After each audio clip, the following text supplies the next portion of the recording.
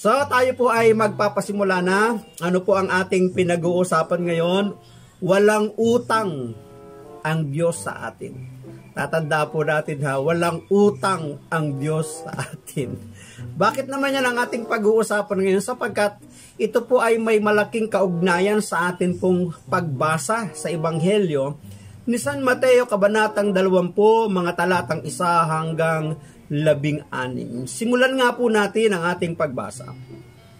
Ang kaharian ng langit ay maitutulad sa isang taong lumabas ng maagang maaga upang kumuha ng manggagawa para sa kanyang ubasan. Nang magkasundo na sila sa upa na isang salaping pilak sa maghapon, ang mga manggagawa ay pinapuntan niya sa kanyang ubasan. Lumabas siyang muli ng mag-aalas 9 ng umaga at nakakita siya ng iba pang tatayo-tayo lamang sa palengke. Sinabi niya sa kanila, "Pumunta rin kayo at magtrabaho sa aking ubasan at bibigyan ko kayo ng karapatang upa." At pumunta nga sila. Lumabas na naman siya ng mag-aalas 12 ng tanghali at ng mag-aalas 3 ng hapon. At ganun din ang ginawa niya. Nang mag-aalas 5 na ng hapon, siya'y lumabas muli at nakakita pa ng ibang wala ring ginagawa.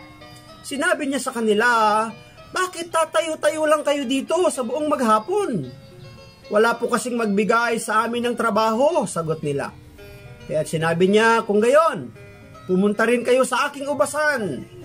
Nang gumagabi na, sinabi ng may-ari ng ubasan sa kanyang katiwala, "Tawagin mo na ang mga manggagawa at bayaran mo sila magmula sa huli hanggang sa unang nagtrabaho." Ang mga nagsimula ng mag-aalas 5 ng hapon ay tumanggap ng tig-isang salaping pilak. Nang lumapit ang mga nauna, inaakala nilang tatanggap sila ng higit doon. Ngunit ang bawat isa ay binayaran din ng tig-isang salaping pilak. Nang magkagayoy, nagreklamo sila sa may-ari ng ubasan. Sinabi nila, 1 oras lamang nagtrabaho ang mga ito na huling dumating. Samantalang maghapon kaming nagtrabaho at nagtiis sa nakakapasong init ng araw. Bakit naman pinagpare-pareho ninyo ang aming upa? Sumagot ang may-ari ng ubasan sa isa sa kanila, "Kaibigan, hindi kita dinadaya. Hindi ba't pumayag ka sa isang salaping pilak? Kunin mo ang para sa iyo at umalis ka na. Ano sa iyo kung ibig kong bayaran ang nahuli ng tulad ng ibinayad ko sa iyo?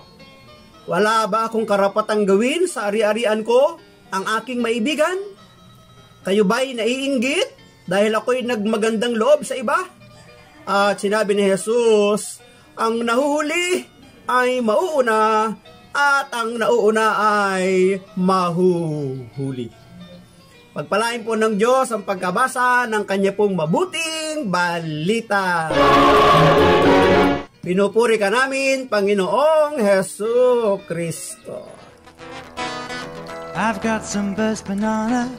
Maraming salamat sa inyong panunood at kung kayo naman ay napagpala, huwag niyong kalimutan na mag-like and share, mag-subscribe na din at kalimbangin ang bell icon na inyong makikita sa ibaba ng video upang kayo palaging updated sa aking mga video kapag ako ay may bagong upload. Maraming salamat, God bless, and I love you with the love of the Lord. Bye-bye! One from Johnny, in case he passes by this way.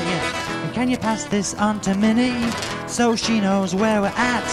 And you better send me your address so that I can send your